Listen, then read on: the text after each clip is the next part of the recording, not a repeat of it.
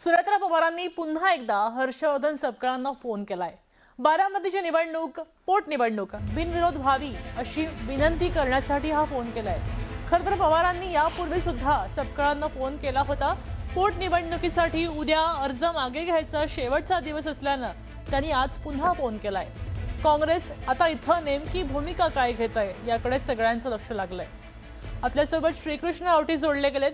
श्रीकृष्ण, आपण पाहतोय की सुनेत्रा पवारांनी पुन्हा एकदा सपकाळांना फोन केलेला आहे, मात्र दुसऱ्या वेळी फोन करताना त्यांनी नेमकी कशा प्रकारची मागणी केली आणि कोणत्या शब्दात मागणी केली?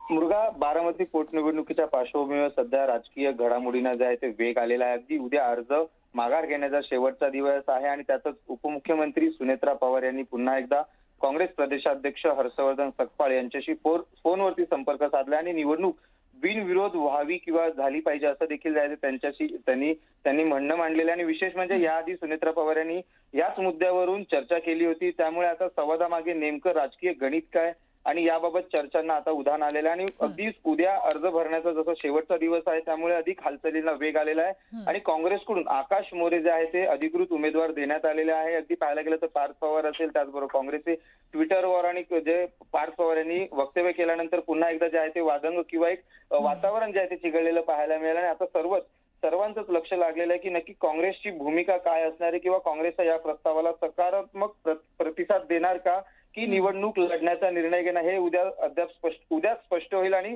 बारामतीत काय घडतं याकडे आता संपूर्ण राज्यभरातच लक्ष लागलेलं आहे। नक्कीच श्रीकृष्ण, धन्यवाद सविस्तर माहितीसाठी।